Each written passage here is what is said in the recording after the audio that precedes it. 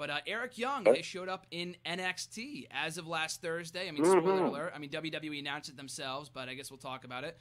They spoil everything with the tapings. Let's just be honest. Yeah, they spoil everything, so it really doesn't matter if we talk about it or not. So, they spoiled it on the website. That to me, I hate spoilers, but if they announce it on the website, and it's pretty much free game at that point, so I guess we'll talk about it. But, really. He showed up at the Full Sail University tapings last Thursday, confronted Samoa Joe. I think it might be airing this week, if I'm not mistaken. I guess we'll see tomorrow.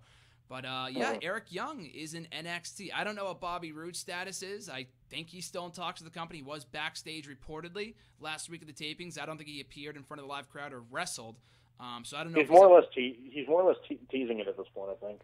Yeah, I think at this point it looks like he is going to sign. I think it's just a matter of when and not if. But Eric Young is officially with NXT, it looks like. I don't know if he signed or not, but it looks like he did because he wrestled at the tapings against the champion. So that being said, Jamie, what are your thoughts on Eric Young and NXT? I more or less want to see Dixie Carter's reaction more than mine, to be honest.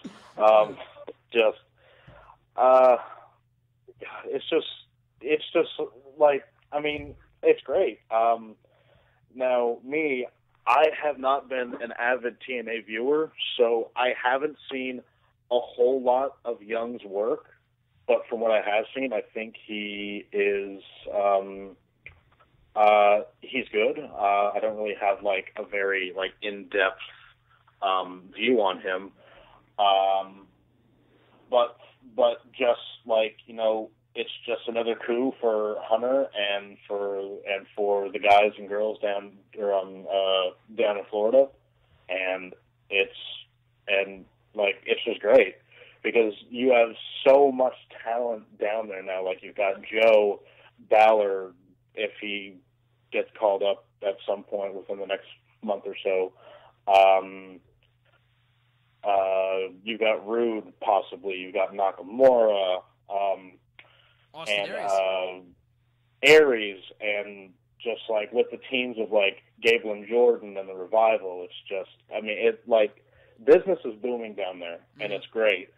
And if anything, this just proves even more that the company is going to be in fantastic hands with Triple H or whoever, or if he gets, you know, complete shares of the company going forward after Vince is said and done.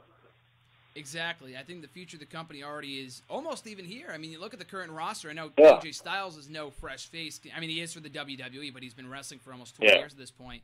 But we had him in the main event of Payback. We have Enzo and Amore. I mean, I know he's injured, but we have Enzo and Cass, Apollo Crews, Baron Corbin, all the other guys right now. We have Charlotte as the current champion. The New Day are still relatively fresh. I mean, Xavier Woods, a former NXT standout too. So we already have a lot of fresh blood on the current roster, on the current main roster. And then when you take into consideration all those guys you just mentioned, Nakamura, Aries, Joe, Eric Young, Bobby Roode, a lot of those guys, former TNA guys, but still, I don't think there was a plan in place for Samoa Joe ever to be promoted to the main roster. And I think that might be the case at some point because he's had some of the best work of his career in the last year or so, ever since he joined NXT. And I think Eric Young, like you said, I do watch TNA. I've been watching it regularly for a while, but I've just never really been a big fan of his. I think he's good.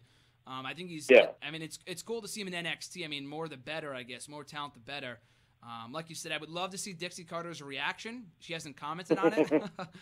I mean, I know when Styles debuted at the Rumble, and I think when he wrestled at Mania 2, she said, "Congrats, AJ, and all the success," or something along those lines.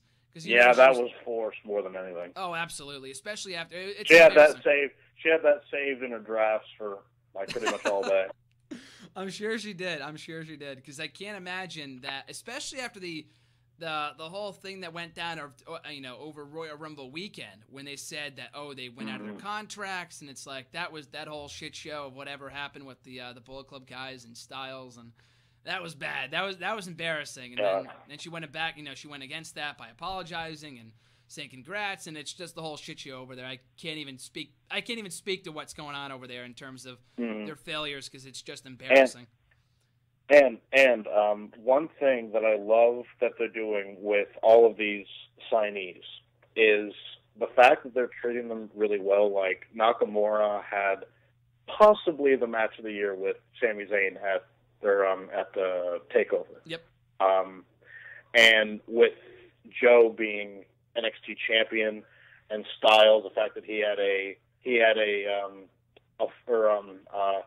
key WrestleMania match, and the fact that he had a world title match at Payback, that also shows other talents around the world that are some of the best talents in the world that, hey, WWE treats all these guys really well. Maybe I should go there. Maybe I should tell them or show them what I can offer to this company. And really, at the end of the day, everybody wins. And that's what I love that they're doing with the signees. And it's great.